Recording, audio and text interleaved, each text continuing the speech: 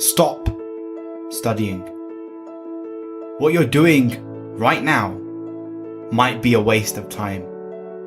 Read over your notes. Review the class material. Highlight things. Repetition, repetition, repetition.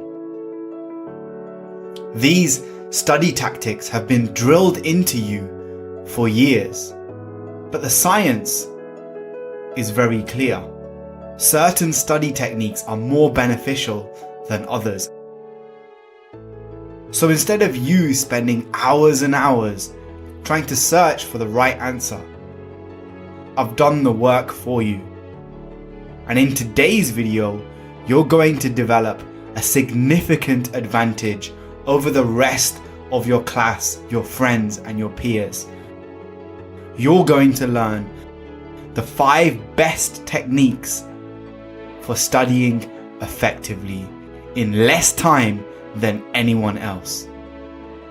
Now, if you want this to sink in and you want to be a master student, is while you watch, you're going to take action immediately. And this video is the first in a free 5-part video course on becoming the most remarkable student that you can be. And Motivation to Study and I, we want this information to be available to anyone, anywhere, at no cost. Because we believe you shouldn't have to pay for this. It should have been taught to you in your school, in your lesson. And since it wasn't, we got you covered. We're giving this all away for free. So just make sure you subscribe to both of our channels and you ring the bell icon so you know when new lessons are released. Let's get into it. Did you know there are people out there so good at remembering things that they compete in tournaments of learning and they are known as memory athletes? In an annual contest called the World Memory Championships, they were given 20 minutes to remember a list of 72 random words. And on average, they scored nearly 71 of the 72. By contrast, an untrained control group could only manage 26. Another example, Akira Haraguchi. At 69 years old, much older than most of you listening, in 2006, recited 111,700 digits of pi from memory at a public event near Tokyo. For 16 hours, he kept going and going and going. Imagine the power of having a memory like that. And starting today, I want you to imagine yourself as one of them. You're not just a student or a teenager or a grad, but you are a memory athlete. You're going to become someone with such power over your mind that you can recall pages of notes, equations, formulas that you need without the endless hours of beating information into your head. But how? Do you need an innate gift? Can you learn it? Well, actually, you already have. Picture where the spoons are kept in your kitchen, the socks in your room, the color of your toothbrush. These memory athletes use an ancient Greek technique called memory palaces.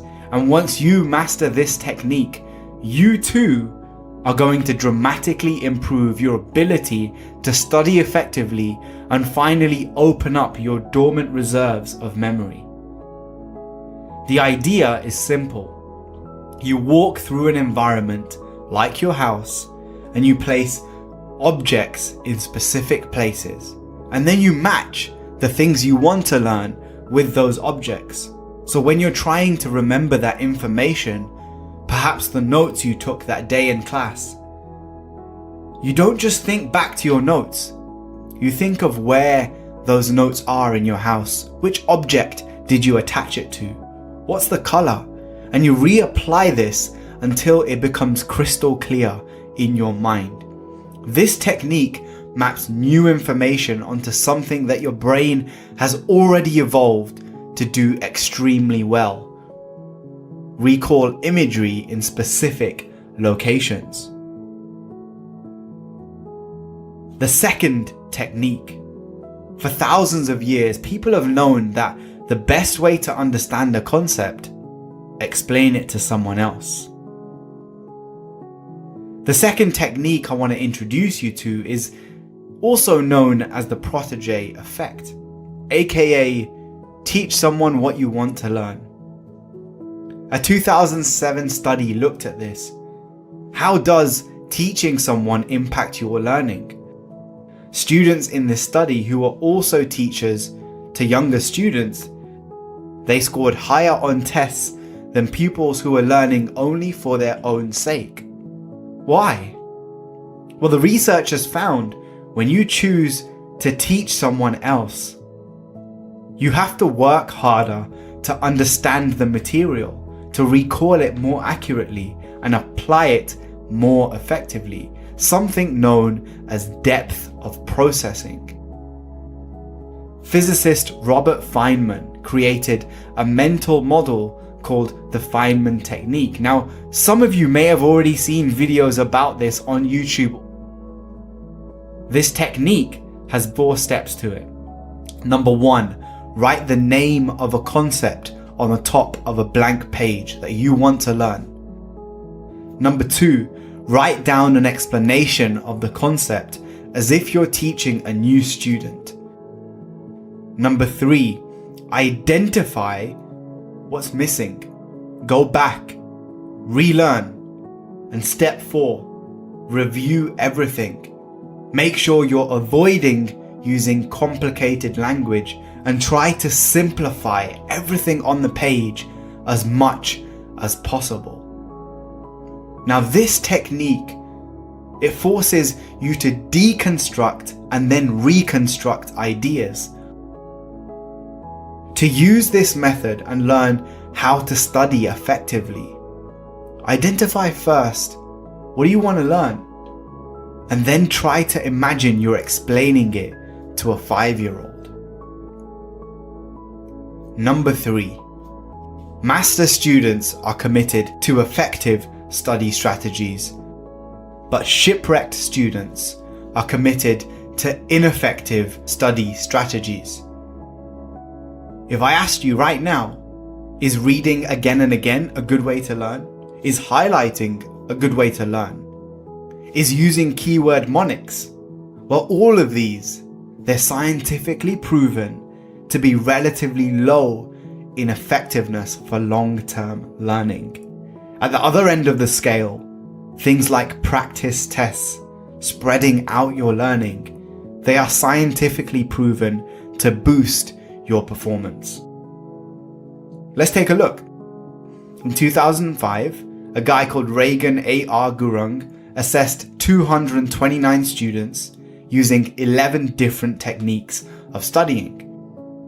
He then matched their techniques with their final exam scores. And many, but not all, of the techniques they used, they did achieve better exam scores. For example, the number of hours they put in, it did help. But things like starting studying early or reading material before and after class, that didn't seem to be effective. Reagan also found detriments to studying, and one of them was listening to music. So what did he find that does work? Well, Reagan actually found a technique that strongly predicted your exam score. And that was the number of times a student did practice tests. This one thing, above all others, had a significant impact on how well they did on their final exam. He even found that rewriting notes, reviewing highlighted material, it didn't really impact the final exam score that much. So like I said, master students are committed to effective study strategies, But shipwrecked students are committed to ineffective study strategies. And if you want to know which type of student you are, click on the link in the description and take the quiz to find out if you're a master, a dabbler, or a shipwreck castaway when it comes to your study. Not all hustle is created equal. Have you ever heard of number 4, the Zeigarnik effect? It's a concept in psychology that argues you remember uncompleted or interrupted tasks better than the ones that you complete. Why? When we start a task and then interrupt it, it creates a task-specific tension that can improve your cognitive function. So step away from your desk as you study. That tiny little tension that you feel. I still need to finish reviewing that chapter. I haven't done the next paper yet. It keeps the task at the top of your mind. And this keeps your brain focused on it. This way you can easily access that information and remember it better. So how do you take advantage of this technique? You take frequent breaks during your deep work. The Zeigarnik effect suggests that students who take breaks during which they perform totally unrelated activities, studying other subjects, reading a book, going on a 3-minute walk, playing the piano, they remember material better than students who go through longer study sessions without taking a break. A popular way that I'm sure most of you have heard of is the Pomodoro technique, where you work for 25 minutes, you take a 5-minute break. You work for 25 minutes, you take a 5-minute break. And the final tip of this first lesson in our course: cramming is better than not studying in the short term. But is 7 hours in one day better than 1 hour every day for a week? If you were given the same amount of time for study, would you be better off spreading it out? And the answer is a resounding yes. Space it out. This is known as distributed practice. Distributing learning over time, either in a single study session or across study sessions, it benefits long-term retention more than massive cramming and learning back to back. Space your study out. And how general are the effects? How consistent? Well, one group of scientists looked at 254 studies involving over 14,000 people, and overall, students recalled more after spaced study than after cramming and massed study. So look, at the end of the day, you have to do what works for you. Having family and friends around, replying to your messages on your smartphone, missing class, having the TV on, that's not going to help you. But doing practice tests, getting to sleep on time, eating the proper nutrition, exercising, explaining what you've learned to others, using these techniques, they are going to help. So you know what the techniques are. You have to prepare effectively. You have to focus on the right things effectively. And most of all, you have to take action every single day. Hope you guys enjoyed this video. Make sure you subscribe, and I'll see you in the next lesson of the series. Peace.